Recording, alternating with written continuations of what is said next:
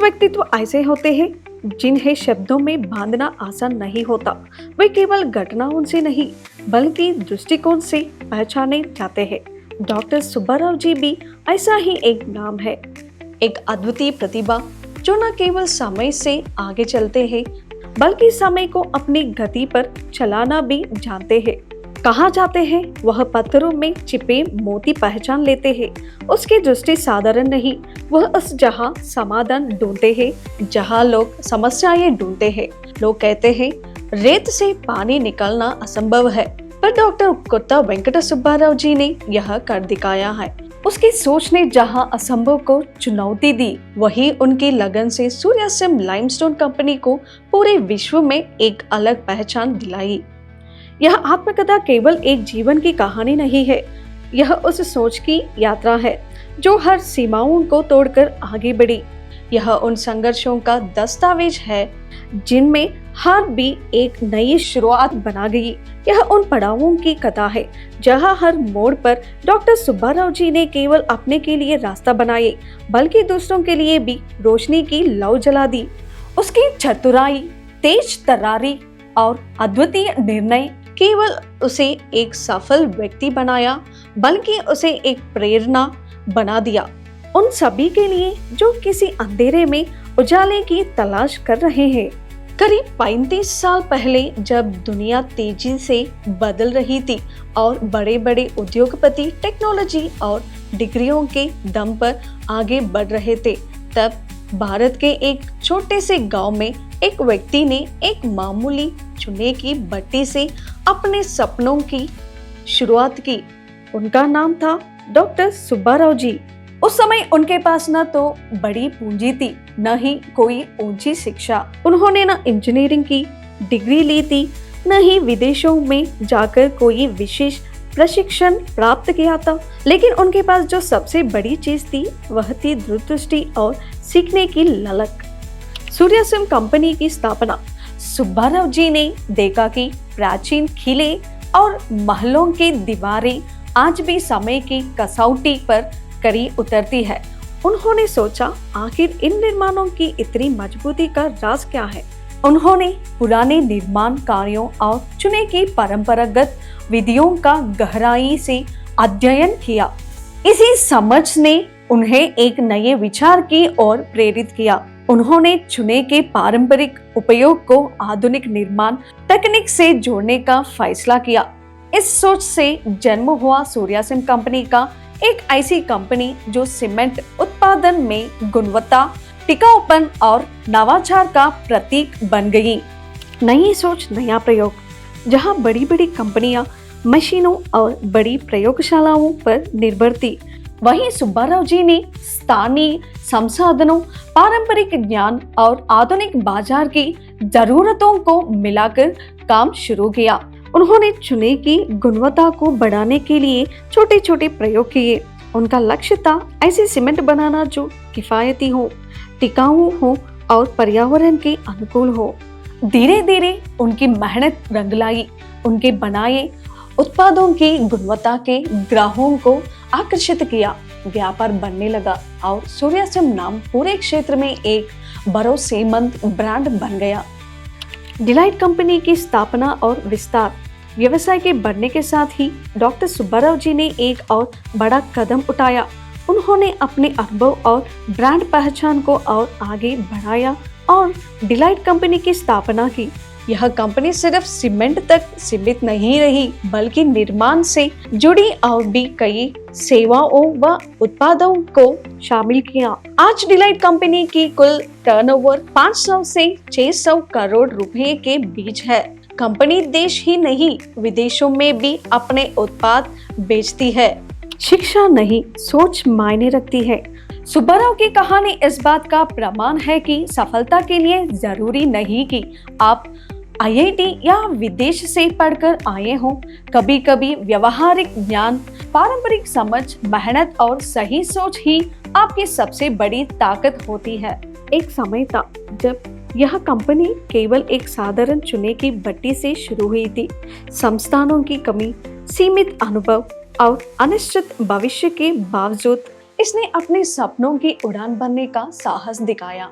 धीरे धीरे अपने अथक परिश्रम, दूरदृष्टि और गुणवत्ता के प्रति प्रतिबद्धता के बलबूते इसने औद्योगिक दुनिया में अपनी एक अलग पहचान बना ली। समय के साथ यह कंपनी डिलाइट के नाम पे प्रसिद्ध हुई और आज इसकी पहचान केवल भारत तक सीमित नहीं है। भारत के सभी 27 राज्यों में इसकी मजबूत उपस्थिति है। वहीं नेपाल, भूटान, श्रीलंका जैसे पड़ोसी देशों के अलावा कई अन्य अंतर्राष्ट्रीय बाजारों में भी इसने अपनी सफलता के झंडे गाड़े हैं। इस प्रेरणादायक सफर के पीछे केवल एक व्यक्ति की अटूट मेहनत, समर्पण और नेतृत्व क्षमता रही है, जिसने इस छोटे से बीज को एक विशाल वृक्ष में बदल दिया। यह कहानी केवल एक कंपनी की सफलता की नहीं, बल्कि विश्वास, धैर्य और संकल्प की शक्ति की मिसाल है। उद्योगपति डॉक्टर कोत्ता वेंकट सुब्बाराव जी से विशेष साक्षात्कार। नमस्ते, वेदिका टीवी में आपका स्वागत है। मैं आपकी भावना। नमस्ते सर। नमस्ते सर, आज आपको यहाँ देखकर खुशी हुई। सबसे पहले आप पैदा कहाँ हुए और बड़ा कहाँ हुए? आपका जीवन कहाँ से शुरू हुआ, हमारे लिए बताइए। हमारा नेटिव प्लेस पहले वो नेल्लूर जिला था, बाद में वो प्रकाशम जिला बन गया। प्रकाशम जिला पीसी पल्ली मंडल वेंगलाईपल्ले नाम का गांव है, वो कनगिरी के पास है। मैं 11वें साल तक रहा। उसके बाद मेरे पिताजी व्यापार के सिलसिले में विजयवाड़ा चले गए। उन्हीं के साथ हम विजयवाड़ा गए। विजयवाड़ा में हम 1972 तक रहे। उसके बाद पिडुगराला आ गए। पिडुगराला आने के बाद मैं अपने जीजाजी के कपड़े की दुकान में काम करने लगा। हमारे जीजाजी लोग सब बिजनेस में थे। उनके पास अलग अलग व्यापार थे, एक कपड़े की दुकान, एक आयरन शॉप, एक गोल्ड शॉप भी थे। सबसे पहले मैंने कपड़े की दुकान में एक कर्मचारी के रूप में काम शुरू किया। उस अनुभव के साथ 1975 में हार्डवेयर इलेक्ट्रिकल के बिजनेस में जो पार्टनरशिप थी, उसमें जीजाजी के साथ शामिल हो गया। तब से उस रास्ते पर हम आगे बढ़ते गए। क्या आपने 10वीं तक पढ़ाई की? 10वीं डिसकंटिन्यू कर दी। जीवन में जब हम कोई काम शुरू करना चाहते हैं तो पहला कदम हमें अकेले ही उठाना पड़ता है। वही एक कदम से रास्ते बनते हैं और हम आगे बढ़ते चले जाते हैं। ठीक उसी तरह इस लाइमस्टोन इंडस्ट्री में मेरा पहला कदम कैसे पड़ा, तो मैं कहूँगा इंसान की ज़रूरतें और उसकी समझ, ये दोनों चीज़ें उसे बहुत कुछ सिखा देती है। अगर समझ और ज़रूरत दोनों हो तो भाई बहन जैसे होते हैं। सुख दुख दोनों मिलकर ही यात्रा करते हैं। ये सब बातें हम आज समझ रहे हैं, जो पुराने समय में हमारे बड़ों ने कही थी। उनके हर शब्द में जीवन की गहराई थी। जीवन कैसे जीना है, किस तरह जीने से हमें सुखी रहेंगे, हमारे बच्चे अच्छे रहेंगे, हमारी अगली पीढ़ी कैसे बेहतर बनेगी, ये सब उन्होंने हमें सिखाया। इस इंडस्ट्री में आने की प्रेरणा आपको कहाँ से मिली? लाइमस्टोन। मैं पहले एक पेंट और इलेक्ट्रिकल की दुकान चलाता था। उस समय पैकिंग भी खुद करनी होती थी, हर तरह की सर्विस भी देनी होती थी। लेकिन तब महंगे पेंट्स को लेकर जनता में ना तो कोई जागरूकता थी, ना ही इतनी कीमत चुकाने की दिलचस्पी थी। लोग छोटे छोटे कामों के लिए, जैसे दरवाज़ों या घरों के कोने पर हल्दी और हरे रंग के छोटे छोटे बिंदी लगाने के लिए सिर्फ 50 मिलीमीटर की लाल रंग की डिब्बियाँ खरीदते थे। वो भी बहुत संभल कर इस्तेमाल करते थे। वो समय, वो अनुभव, मेरी पेंट शॉप में जो कुछ सीखा, उसी से मन में आया कि अगर हम यहीं रुक जाएं तो बस ये ऐसे ही चलते रहेंगे, पर क्यों ना एक इंडस्ट्री खड़ी करें जो 10 लोगों के लिए मिसाल बने, 10 लोगों को दिशा दिखाएं, 10 लोगों को प्रेरित करें। अगर कोई पढ़ा लिखा इंसान इंडस्ट्री शुरू करता है तो लोग कहते हैं पढ़ाई की वजह से शुरू कर पाया। लेकिन अगर कोई अनपढ़ व्यक्ति इंडस्ट्री शुरू करता है तो लोग सोचने पर मजबूर हो जाते हैं, इसने ये कैसे किया, जो उन्हें सब पर भारी बनाती है। यही मेरी प्रेरणा का मुख्य कारण है।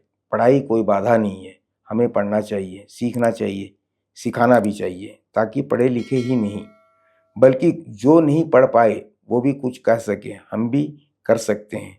एक छोटा उदाहरण ही लीजिए। पुराने ज़माने में ना तो टेक्नोलॉजी थी, ना सीमेंट, ना लोहे का कोई इस्तेमाल, फिर भी चिदम्बरम मंदिर बनाया गया। 15,000 फीट ऊंचा, 1,000 फीट चौड़ा। आज तक वो मंदिर तूफानों और सदियों के बावजूद मजबूती से खड़ा है। बिल्कुल सही है सर। हाँ, बड़ा चमत्कारिक बातें हैं कि आज भी एक व्यक्ति प्रतिबिंब को देख सकता है, लेकिन वह मंदिर का शिखर का आज भी प्रतिबिंब दिखाई नहीं देता। पर यह कैसे संभव है, यह आज तक कोई पता नहीं लगा पाया। अब इंजीनियरिंग और टेक्नोलॉजी पढ़े लोग अगर इसे ट्रेस नहीं कर पा रहे हैं, तो इसका मतलब है उस समय की टेक्नोलॉजी इतनी विकसित थी कि आज की टेक्नोलॉजी उसके सामने कुछ नहीं है। कहा जाता है उस जमाने में टेक्नोलॉजी पहले से मौजूद थी। उदाहरण के लिए, आज बारिश होती है तो मंदिर के शिखर पर मौजूद 3 कलश में से सिर्फ बीच वाले कलश पर ही बारिश होती है, बाकी 2 पर नहीं। यह कैसे संभव है? इसे आप चमत्कार कहेंगे, आश्चर्य कहेंगे, या कहेंगे कि ये किसी ईश्वर की बनाई हुई टेक्नोलॉजी है। आज हमारे पास घड़ी है, लेकिन जब घड़ी नहीं थी तो लोग सूरज को देखकर समय बता देते थे। उस समय लोग ऐसे ही समय बताया करते थे। हाँ, तभी घड़ियां नहीं थी, फिर भी लोग समझदार थे। आज हम सोचे तो आप क्या मानेंगे? उस समय टेक्नोलॉजी पहले से थी। हम आज जो कुछ ला रहे हैं उसे टेक्नोलॉजी मानते हैं, लेकिन वे पहले ही उस स्तर पर पहुंच चुके थे। आप कह रहे हैं कि आज उसे लागू किया जा रहा है। यह तो बहुत छोटी बात है, अगर बताने लगूं तो बहुत कुछ है। हम गांव के वातावरण से आए हैं। हमारे पिताजी खेती करते थे, खेती और पशुपालन करते थे। मैं भी पढ़ाई के साथ साथ खेती में मदद करता था। दीवार पर लगाए गए चुने पत्थर में इतनी शक्ति है, इसे कैसा पता चला? किसने इसे खोजा? और इस सूर्यास्म के पीछे की मेहनत क्या है? चूना पत्थर ऐसा पदार्थ है जो प्राचीन काल से प्रत्येक व्यक्ति के जीवन में था। चाहे वह ताजमहल हो, चीन की दीवार हो, सालार जंग संग्रहालय हो, या कोई ऐतिहासिक स्थल, ये सभी चूने से ही निर्मित है। चूने से बनी इमारतें आज भी दृढ़ता से खड़ी है। यदि इन्हें सीमेंट से बनाया जाता तो वे इतनी दीर्घकाल तक नहीं टिकती। हाँ, सीमेंट की आयु लगभग 75 वर्ष होती है, जबकि चूना की आयु 1000 वर्ष तक होती है। दूसरा, यह स्वास्थ्य के लिए भी हितकारी है। यह तापमान को नियंत्रित करता है, श्वसन संबंधी समस्याओं को कम करता है और गर्मी के समय शीतलता प्रदान करता है। सीमेंट तो हाल में आया है, लगभग 75 वर्ष पूर्व। इससे पहले तो संपूर्ण विश्व चूने पर ही आधारित था। यह मत भूलिए, आज की सीमेंट के निर्माण में भी चूने का ही उपयोग होता है। प्राचीन काल में जितने भी मंदिर और उनके शिखर बनाए गए, वे सब चूने से ही बने हैं और आज भी वे दृढ़ एवं स्थिर है। हम उन पत्थरों की वास्तविकता तक पहचान नहीं सकते, वे आज भी अत्यंत मजबूत है। इस तरह हल्दी पैरों पर लगाकर पाठ करते हुए जो आनंद और संतोष मिलता है, वह जीवन में फिर कभी नहीं आता। यही है उस चूने, हल्दी और कुमकुम के बीच का संबंध। एक समय की बात है जब साधारण सी चुने की डली होती थी, लेकिन अब वह ready to use lime wash के रूप में अंतरराष्ट्रीय ख्याति प्राप्त कर चुकी है। इस उपलब्धि में आपने कौन कौन सी सावधानियां अपनाई? पहले चूना एक पत्थर की तरह लाया जाता था, उसे पानी में भिगोते थे। 2 दिन तक भिगोने के बाद उसे छानते थे, फिर बाद में धोबी को बुलाया जाता था। आजकल तो जिसे देखो वही पेंट करने में लग गया है। हर एक बुजुर्ग की बात के पीछे एक कहावत होती है, बुजुर्ग बिना किसी अनुभव के कुछ नहीं कहते थे। यह बिल्कुल सच है। हर कहावत, हर बात अपने अर्थ होता है। बुजुर्ग हंसते हैं तब भी उसका मतलब होता है, बात करते हैं तब भी अर्थ होता है। उसी तरह उन्होंने जो मार्ग बनाए हैं उन पर चलना हमारी जिम्मेदारी है। अगर हम उन रास्तों को संभालते चलें तो अमेरिका या चीन जैसे देशों को भी साथ पीछे छोड़ सकते हैं। हम विलेज एटमॉस्फेयर में रहकर भी कुछ कर सकते हैं। हम अब तो भूख लगती है और कपड़े की बात करते हैं तो पहले एक बार कपड़ा धोकर महीने भर तक पहनते थे। उस समय गंदा शब्द का अर्थ होता है मलिन, गंदा हो गया।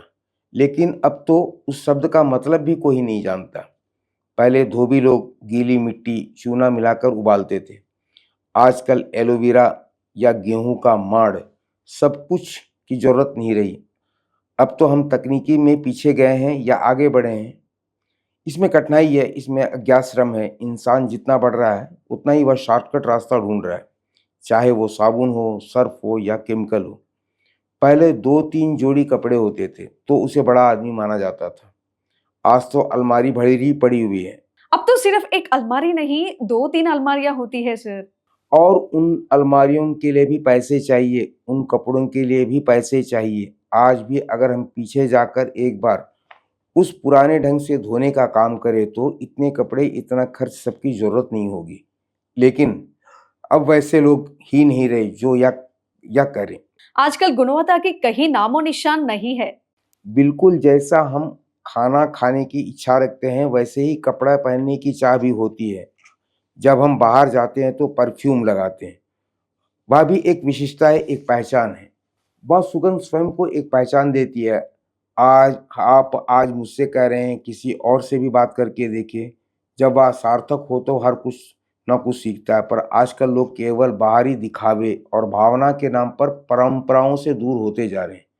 हमारी परंपराएं जैसे चूना लगाना, पारंपरिक रीति से कपड़ा पहनना, यह सब पूर्वजों से आया हुआ है। आजकल हर कोई त्योहारों या शादी के समय में ही पहनता है, पर पहले यह व्यवस्थित था। एक धोबी का कार्य था शादी या उत्सव के बाद कपड़े धोना, बदले में उसे पारिश्रमिक देना। यह सब व्यवस्थित और सुसंस्कृत था। ऐसे ही अब हम परंपराओं को सही ढंग से अपनाते हैं तो हमारा घर, पर्यावरण और गांव समृद्ध होता है। आपने नाम कमाया है, क्या आज डिलाइट इंडस्ट्री अलग-अलग क्षेत्रों में फैल चुकी है? हाँ, हमारा मुख्य क्षेत्र बिल्डिंग मटेरियल्स है। हमने उससे संबंधित उत्पादों पर ध्यान केंद्रित किया है, जैसे कि एडहेसिव, चिपकाने वाले पदार्थ जिसे कहते हैं, पेंट्स, ग्राउट्स, प्राइमर्स, इमल्शंस आदि है। जब कोई घर बना रहा होता है तो उसे कुछ भी ज़रूरत होती है, वो सब हमारे पास उपलब्ध है। आजकल ग्राहक एक ब्रांड सारे उत्पाद मिलने पर ही वह कंपनी से खरीदारी करना पसंद करता है। इसलिए हमने हर ज़रूरत के उत्पाद एक ही छत के नीचे रखा। इससे ग्राहक को भी सुविधा होती है और हमारा व्यापार भी बढ़ता है। यदि हम किसी दुकान में सिर्फ 2 उत्पाद लेकर जाएं, तो वह दुकानदार से कह सकता है उसे ज़रूरत नहीं है। लेकिन यदि हम 20 उत्पाद लेकर जाते हैं तो उसे 1 या 2 ज़रूर पसंद आएगी, वह ऑर्डर देगा। इससे व्यापार निरंतर बना रहता है और ग्राहक से संबंध भी। हमारी लागत एक ही रहती है, चाहे हम 2 आइटम ले जाएं या 50। इसलिए अधिक वस्तुएं लेकर जाना और अच्छे मार्जिन पाना कंपनी के विकास के लिए लाभदायक है। आपने चुना डिलाइट इंडस्ट्री में एक अच्छा स्थान बनाया है और आपके व्यापार को अंतर्राष्ट्रीय स्तर तक फैला है और इसके पीछे कोई विशेष रणनीति या गुप्त मंत्र है? सबसे पहले इस इंडस्ट्री में व्हाइट वाश क्षेत्र में रेडी टू यूज उत्पाद लाने की बहुत ज़रूरत थी। पहले चूना पत्थर भिगोकर पीसकर इस्तेमाल करना पड़ता था, या आगे चलकर मुश्किल साबित होने लगा। इस कठिनाई को ध्यान में रखते हुए हमने रेडी टू यूज़ के रूप में यह उत्पाद लाने का निर्णय लिया। इसे लाने में बहुत अड़चनें आई, तरह तरह की चुनौतियां झेलनी पड़ी, लेकिन अंत में हम इसे सफलतापूर्वक बाजार में ला सके। चूने की बात करें तो उसमें प्राकृतिक रूप से बाइंडिंग की क्षमता अधिक होती है। साधारण चूने में यह क्षमता नहीं होती है। जब तक इसे रफ सतह पर इस्तेमाल किया जाता है तो यह इतनी मजबूती से चिपक जाता है कि हाथ भी छुड़ाना मुश्किल हो जाता है। इसमें 2 तरह के चूने या मिश्रण होता है जो एक साथ मिलकर अच्छी बाइंडिंग देते हैं। इसी सिद्धांत के आधार पर ही परंपरागत चूना तैयार किया गया। पहले जमाने में जब सीमेंट नहीं था, लोग इसे घर में बनाते थे, वह और घर 1000 साल तक टिकते थे। उसके आधार पर हमने चूने को ग्राइंड करके अलग अलग पैकेजिंग में तैयार किया, जनता की पहुंच में लाया।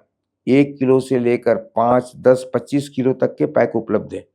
ग्राहक को जो चीज़ सबसे ज़्यादा चाहिए होती है वह सर्विस, एफिशिएंसी और क्वालिटी। उसके बाद आता है प्राइस। आज के दौर में सर्विस सबसे महत्वपूर्ण है, यही असली बात है। हमारे पास इतनी मजबूत डिस्ट्रीब्यूशन नेटवर्क है कि चाहे वह 5 बैग चाहिए हो या 50, हम तुरंत पहुंचा सकते हैं। हमारे पास 150 डिस्ट्रीब्यूटर है, 28 राज्यों में कार्यरत है, 1.75 लाख डीलर है। इतना बड़ा नेटवर्क आज मल्टीनेशनल कंपनियों के पास भी नहीं है। बड़ी बड़ी कंपनियों के पास भी केवल 75,000 तक नेटवर्क होता है। हमें भगवान ने यह आशीर्वाद दिया है और हम इसे जनता की सेवा में लगा रहे हैं। हमारा मानना है कस्टमर ही भगवान है। लोग हमें प्रोडक्ट्स को पसंद करते हैं, हम पर भरोसा करते हैं। हम उनके इस विश्वास को टूटने नहीं देंगे। हमारे सर्विस को बहुत मजबूत बनाया है। हमारी कंपनी क्वालिटी, ड्यूरेबिलिटी और सही कीमत पर विश्वास करती है। कुछ कंपनियां 10 साल की गारंटी देती है। इसका मतलब है कि उन्हें अपने प्रोडक्ट की क्वालिटी पर भरोसा नहीं है, तब वह गारंटी दे रही है। हम गारंटी की जगह क्वालिटी देते हैं। कस्टमर्स को समझना चाहिए कि वह गारंटी का मतलब होता है क्वालिटी की कमी। हमारी मासूमियत का फ़ायदा उठाकर कुछ कंपनियां मुनाफा कमा रही है। आजकल बाजार में छोटे व्यापारियों को दबाया जा रहा है, ग्राहक को लालच दिया जाता है, 1 पर 4 फ्री 3 फ्री। हम लालच में आ जाते हैं, लेकिन जो आपके पास है, आपकी लोकल दुकानें, वो आपसे जुड़ी होती है। वे पूछते हैं कैसे हैं, आपके बेटे के क्या हाल है, पर आप भी डिस्काउंट के चक्कर में अनजान जगह चले जाते हैं जहाँ अपनापन नहीं होता है। हम वही जा रहा है, वही हमारी कमजोरी है। तुम कितना नुकसान उठा रहे हो। अगर तुम महीने भर खर्च के लिए 5,000 का बजट रखते हो और उसी हिसाब से बाजार में खरीदारी करते हो तो कवा काफ़ी होता, लेकिन वहाँ जाने के बाद बजट से दोगुना खर्च हो जाता है। वहीं पर सारा पैसा खत्म हो जाता है। फिर हम उधार लेते हैं, उधार चुकाने के लिए परेशान होते हैं। हाँ, सही कहे सर। मानव जीवन में इस तरह बिना सोच विचार किए फैसले लेने से हम जीवन की खुशियों को खो देते हैं। विचार करके चलने के बजाय हम भावनाओं में बह जाते हैं। समाज में यह एक गलत धारणा है कि सिर्फ डिग्री होने से ही कुछ किया जा सकते हैं। आपने अपने अनुभव से बहुत अच्छा संदेश दिया है और ज़्यादा पढ़ाई नहीं कर पाए, फिर भी इतना अद्भुत कार्य कैसे कर पाया? पढ़ाई आज के समय में बहुत ज़रूरी है, यह महत्वपूर्ण है, इसमें कोई शक नहीं है। लेकिन पढ़ाई से क्या हुआ? मैंने पढ़ाई की, लेकिन उस पढ़ाई से मैंने कौन-कौन से काम किए, क्या उपलब्धियाँ पाई, यह ज़रूरी है। पढ़ाई सिर्फ यह कहने के लिए कि मैं पढ़ा लिखा हूँ, कोई मायने नहीं रखती, जब तक कुछ हासिल ना किया हो। कोई है जिसने विप्रो जैसे सॉफ्टवेयर बिजनेस शुरू किया, वो एक बुद्धिमान इंसान है। वो हमारे जैसे लोगों को काम पर रखकर उनसे काम लेता है। अब वो भी पढ़ा लिखा है, पढ़ाई से वो ये काम कर रहा है, तो उसे क्या कहेंगे? मैं नहीं पढ़ पाया, लेकिन मुझे ऐसा लगता है कि इस दुनिया में हर इंसान में ईर्ष्या, द्वेष और जलन होती है। अगर कोई कहे कि उसमें यह नहीं है, तो यह शायद कोई पत्थर की मूर्ति की तरह होगा, जैसा कि दिखाई ना देने वाला भगवान वेंकटेश्वरा।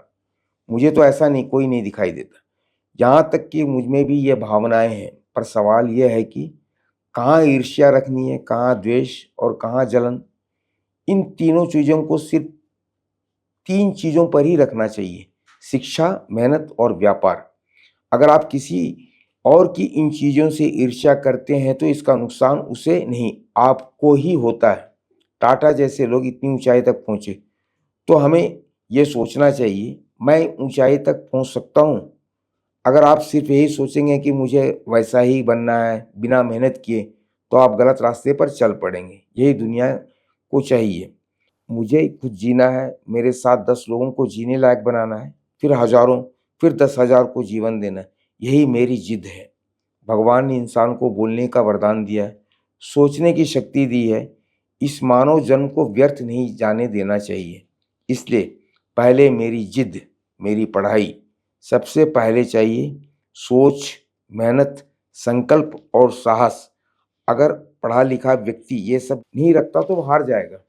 पढ़ाई के बिना अगर या जिद हो, जिसे लोग मूर्खता कहते हैं, तो यही मूर्खता और हिम्मत उस इंसान को जीवन में ऊंचाई तक ले जा सकती है।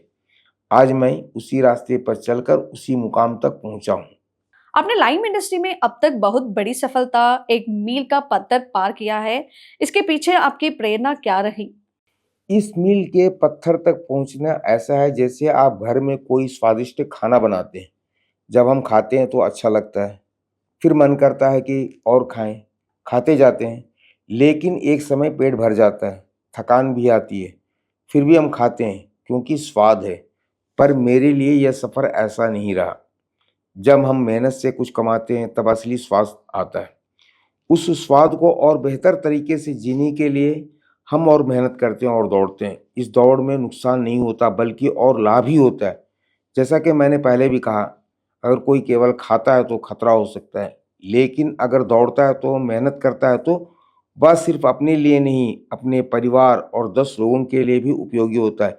यही मेरी प्रेरणा रही है। आज की तारीख में जो लाइम इंडस्ट्री है, वह हमारी कंपनी का नाम इतने आगे गया कि मल्टीनेशनल कंपनियां भी हिल गई, यह भगवान का वरदान है।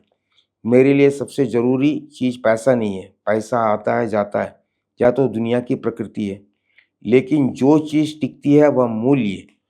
दुनिया में 100 में से 100 लोग पैसा कमाते हैं, लेकिन उसमें स्थायी रूप से खड़े रहने वाले केवल 5 होते हैं। अगर हर किसी को वही मूल्य मिल जाए तो फिर दुनिया में असंतुलन हो जाएगा। इसलिए हमें उन्हीं 5 में रहना है। इसलिए ऐसा करते हुए सबका भला भी हो, यही सही रास्ता है। जब हम दूसरों के लिए कुछ सोचते हैं तो वो भी हमारे लिए अच्छा सोचता है, यही उनका आशीर्वाद होता है। भगवान हर बार सीधे आकर आशीर्वाद नहीं देता, वह लोगों के रूप में देता है। इंसान को इंसान से ही आशीर्वाद मिलता है। बच्चों को हम भगवान के समान मानते हैं, क्योंकि उन्हें अच्छे बुरे की समझ नहीं होती। जैसे जैसे उम्र बढ़ती है, इंसान वह मासूमियत खो देता है, लेकिन फिर भी हम जो काम करते हैं, जो रास्ता चुनते हैं, वही हमारी असली पहचान बनती है। अंत में यही कहूँगा, हमारे चलने की दिशा, हमारे कदम, हमारी कमाई, हमारा पेशा और हमारे नाम से जुड़ा हर कार्य, यही हमारी प्रेरणा, यही हमारी पहचान बनाता है। सर, आज हम जिस डेलाइट केमिकल्स की बात कर रहे हैं, वो लाइम इंडस्ट्री में एक जाना-माना नाम है। समय के साथ इस इंडस्ट्री में नई-नई टेक्निकें और उत्पाद आए हैं। क्या इन बदलावों का आपकी इंडस्ट्री पर कोई प्रभाव पड़ा है? बिल्कुल, समय के साथ चलना ही तो असली कुंजी है। एक समय था जब हम देशी भट्टियों में काम करते थे, सब कुछ मैन पावर से होता था, लेकिन अब तकनीकी आ गई है। हम पहले थे जिन्होंने भारत में कमर्शियल रोटरी क्लीन तकनीकी का उपयोग किया। उस समय कोई सोच भी नहीं सकता था। पहले एक यूनिट डालते गए, पहले एक, फिर 2, फिर 3। आज हमारे पास 300 टन की उत्पादन क्षमता है और कल हम एक और यूनिट शुरू करने जा रहे हैं। आने वाले समय में हम 1000 टन प्रतिदिन की सप्लाई क्षमता तक पहुंचने की योजना बना रहे हैं। बहुत शानदार। तो आप कह सकते हैं कि आप टेक्निक को अपनाकर बहुत आगे निकल चुके हैं।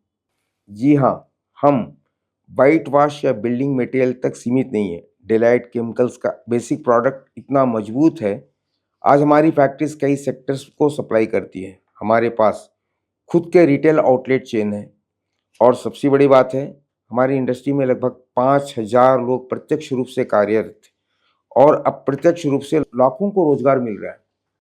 सर, मार्केट में बहुत उतार-चढ़ाव होता है, मिर्ची हो, कॉटन हो या दूसरी चीज़ें। क्या लाइम इंडस्ट्री भी इसी तरह प्रभावित होती है? नहीं, यह हमारी इंडस्ट्री की खासियत है। चावल, मिर्च, दाल, इनका रेट किसान नहीं तय करता है। किसान 10 रुपये लगाता है, बाजार में 9 में मिलते हैं। मानसिक तनाव होता है, स्वास्थ्य खराब होता है, लेकिन लाइम इंडस्ट्री ऐसी नहीं है। जहाँ 1 रुपया लगाया तो 1 रुपया आता है, स्थिरता रहती है। ये बिजनेस सोने की खान की तरह है, इसलिए जिसने भी हाथ डाला वो करोड़पति बना। ये तो सच में प्रेरणादायक है। आप अपने उत्पादों में निरंतर नवाचार कैसे लाते हैं? हर दिन सोचते हैं कि नया क्या कर सकते हैं। हमने सूर्या सिम शुरू किया, फिर सूर्या प्लस लाया और अब महीने के अंत में सूर्या प्लस वेट लॉन्च करने जा रहे हैं। हमारी सोच है कि मैं हर नए उत्पाद के पीछे खड़ा रहूं। इनोवेशन मेरी आत्मा है। आपका विज़न बहुत स्पष्ट है। क्या आप मानते हैं कि ये आपकी शिक्षा या बुद्धिमत्ता का परिणाम है? नहीं, ये ना तो मेरी शिक्षा है, ना कोई तेज दिमाग, ये ऊपर वाले का वरदान है। साथ ही 24 घंटे की मेहनत। मुझे आराम नहीं चाहिए, बस काम चाहिए। भगवान ने मेहनत करने की मनस्थिति दी है, वही मेरी सबसे बड़ी पूंजी है। सर, आपने Udyog Ratna, best emerging industry, rural entrepreneur of the year जैसे कई सम्मान प्राप्त किए हैं।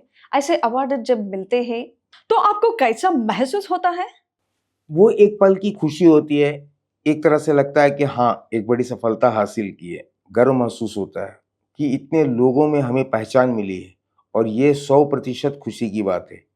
यह खुशी मैं अपने परिवार के सदस्यों से, अपने पार्टनर्स सभी के साथ साझा करता हूँ। हमने जो कंपनी बनाई वह सिर्फ हमारी नहीं, सबकी है। सबसे बड़ी खुशी की बात यह है कि हमने इस कंपनी 1979 में शुरू की थी। अब यह तीसरी पीढ़ी तक आ चुकी है। मतलब अब 48 साल हो गए हैं कंपनी को। हमारे जो पार्टनर्स है, अब वो डायरेक्टर्स हैं। वो सभी 46 वर्षों से हमारे साथ है। क्या कितनी बड़ी बात है ना? और इसलिए तो मेडल मिला है, और वो सब सिर्फ मेरी वजह से नहीं बल्कि सबकी वजह से है। उन सबकी एकता, उनके साथ उनका सम्मान, और उन्होंने मेरी बात को माना, मैंने उनकी बात को माना, यह ईश्वर का दिया हुआ वरदान है। और ये अवार्ड उसी रूप में मिला है तो खुशी क्यों नहीं होगी? 100% खुशी है। सर, चुनाव उद्योग में अपने ऑटोमेशन को कैसा अपनाया और आपको क्या चुनौतियां आई? देखिए, ऑटोमेशन भारत में एक बहुत बड़ी बात होती है। कोई एक व्यक्ति नया बिजनेस शुरू करता है और अच्छा चलता है तो लोग उसे तुरंत उसकी नकल करने लगते हैं। यही कारण है कि मिडिल और स्मॉल बिजनेस वाले आगे नहीं बढ़ पाते। बिजनेस में लो लेवल पर ठीक रहता है, लेकिन जब मिड लेवल पर आते हैं तब लोन लेने पड़ते हैं, और उसके लिए हिम्मत चाहिए, बहुत मेहनत चाहिए। कई रातें बिना नींद के बितानी पड़ती है, बिना खाए पिए काम करना पड़ता है। इस दौरान बहुत सारे इमिटेटर्स, फॉलोअर्स आ जाते हैं, उन्हें भी पार करना पड़ता है। इन सबको पार करके आज इस मुकाम तक पहुँचे हैं। हमने ऑटोमेशन लागू किया है जो हर किसी के लिए संभव नहीं है, क्योंकि उसमें इन्वेस्टमेंट लगता है। हमने इन्वेस्टमेंट किया और आज हम खुशहाल यात्रा में हैं। ऑटोमेशन की ज़रूरत थी क्योंकि लेबर की कमी है, लेबर की लागत बढ़ गई है, मार्केट में कंपटीशन है, बाहर से सामान इंपोर्ट हो रहा है। इस इंपोर्टेड सामान से मुकाबला करना भी बहुत बड़ी चुनौती है।